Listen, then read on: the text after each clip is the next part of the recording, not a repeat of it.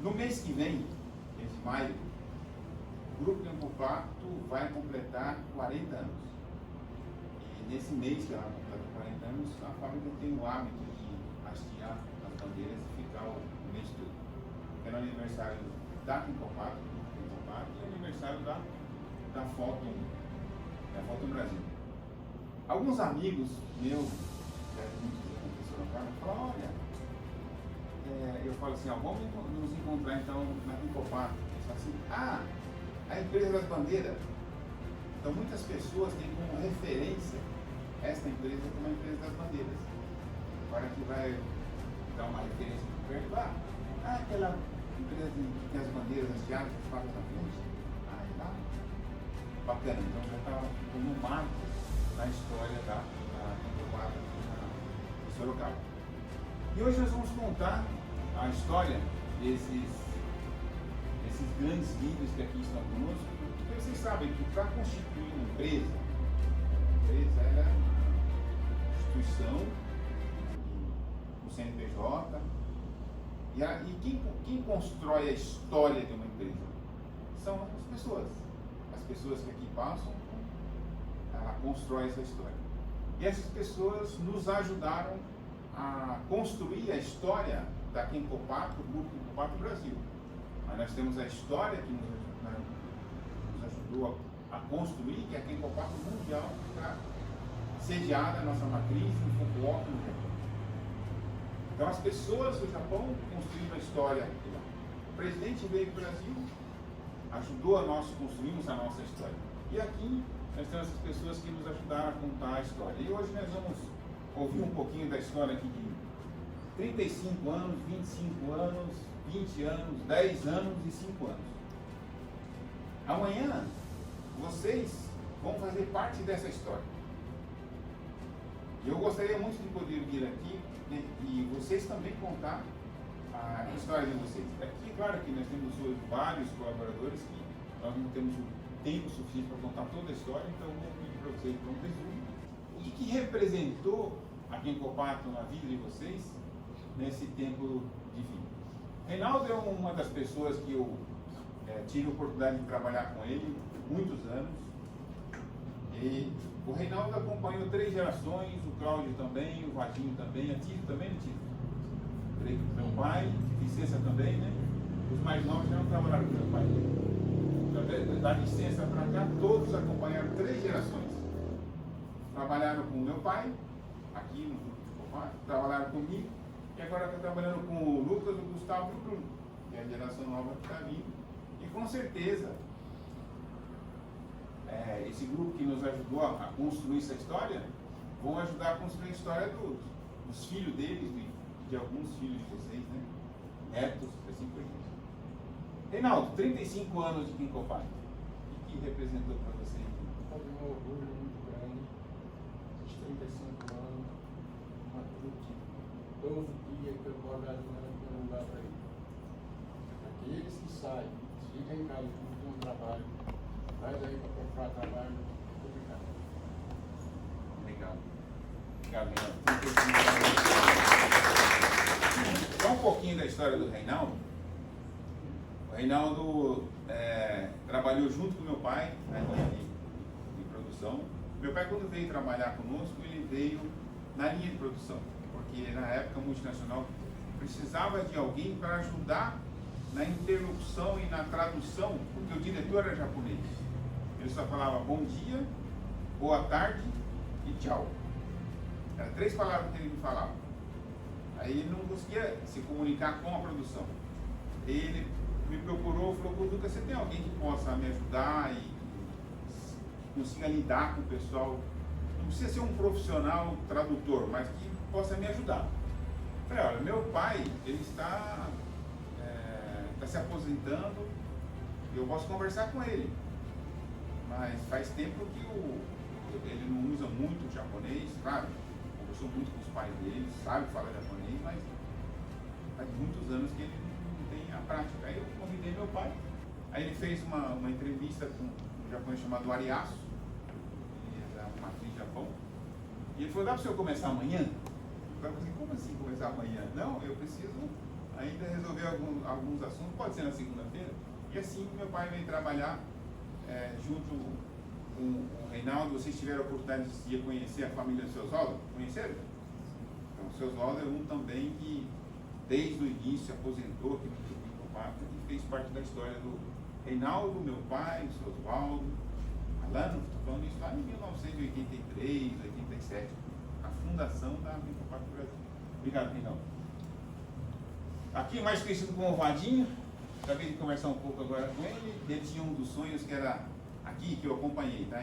Era levar os filhos e a esposa para conhecer. Olha como é importante. Lembra do plano cíclico? Ele escreveu lá: um dos maiores sonhos que eu tenho era voltar lá para o Nordeste, né? É Nordeste?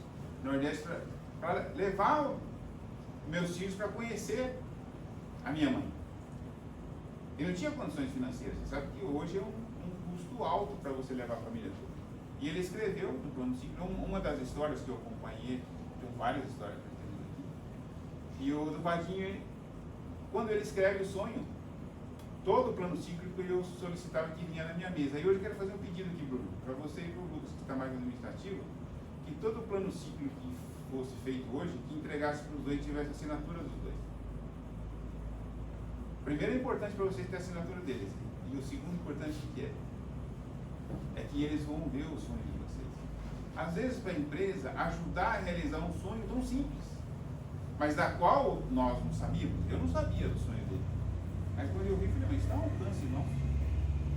Aí na época eu conversei com o gestor e falei: o que podemos fazer? Tem várias maneiras de fazer. Certo? O senhor pode dar de presente para ele, a empresa pode dar de presente, nós podemos estabelecer uma meta para ele buscar, podemos ter condições de fazer não sei se ainda tem até hoje aquele empréstimo de colaboradores, RH, não sei se ainda tem. Na época nós tínhamos um empréstimo que fazia para os colaboradores, sei lá se era taxa, que a taxa era bem baratinha. Por exemplo, fazer um empréstimo para fazer uma viagem dessa, eu vou pagar lá em, sei lá, 10, 20 vezes, era descontado do salário. Isso aqui tem várias oportunidades de poder ajudar. E assim ele conseguiu. Vadinho, conta para nós um pouquinho o que a Incompato representou para você. Bom dia para todos. Vou fazer um pequeno resumo, um pouco da minha história na Incompato. Está aqui, primeiramente, o mestre que foi que me indicou na multinacional, quando eu saí do Nordeste e cheguei em São Paulo. Ele trabalhava já na Nikkei, onde me indicou lá, pois o gestor da empresa, que era um jardim muito grande, estava meio um pouco abandonado. Então eu tenho um cara certo para cuidar disso aqui. Foi onde eu entrei na multinacional, na Nikkei, é onde eu comecei a fazer a minha história dentro da Nikkei. Comecei a trabalhar na parte do jardim, dei conta do que tinha que fazer, cumpri minha tarefa. Depois que a empresa veio de Curitiba, aí eu passei a trabalhar na linha de produção, onde trabalhei com o Ditian, fazendo a parte de colar de imã, e depois entrei na linha de produção de colchões, onde foi mais o meu foco, trabalhar na estrutura do colchão. Depois de sair do colchão, fui para Química, foi uma história também boa, e agora estou aqui de volta aqui com você já faz bastante tempo. Cumpri todas as minhas metas, graças a Deus, com todos vocês me dando apoio, ensinando cada dia mais. Também com as gerações, terceira geração, e estamos aí ao longo do tempo do dia a dia com todos vocês. Obrigado. Fazer os agradecimentos. Quando ele fala Dichan, não sei se você está falando de Dichan. Dichan em japonês significa avô. Então é meu pai. Então quando ele fala que trabalhou com o Dichan, trabalhou com o seu Tocoitiro. Que era o que eu falei para vocês que trabalham com isso. E quando ele fala que ele está de volta, falou agora há pouco, não é que ele está de volta de férias, viu? Está voltando de férias agora. Mas o Vadinho, ele trabalhou muitos anos conosco, teve uma oportunidade grande de trabalhar numa empresa aqui em Sorocaba de colchões. Não era o segmento nosso, mas uma multinacional americana. Ele nos procurou, na época ele veio até falar comigo, falou assim: Lucas, tive uma oportunidade boa, principalmente de ganho, de salário, eu queria ir para lá. Falou, ó, por mim, não tem problema nenhum. Se você ensinar como ele vem ensinando, né, os profissionais que da época da área de costura estavam, né?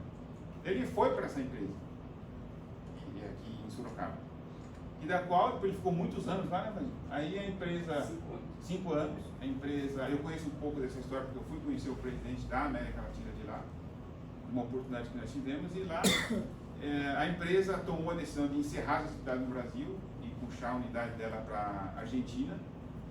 Aí foi quando ele procurou, na época, novamente para voltar, procurou o RH, como aconteceu também com o seu Benedito, contei para você, né? Trabalhou conosco, saiu, voltou. Tem mais alguém que saiu, que voltou, que eu não me lembro? Aqui? Acho que não, né?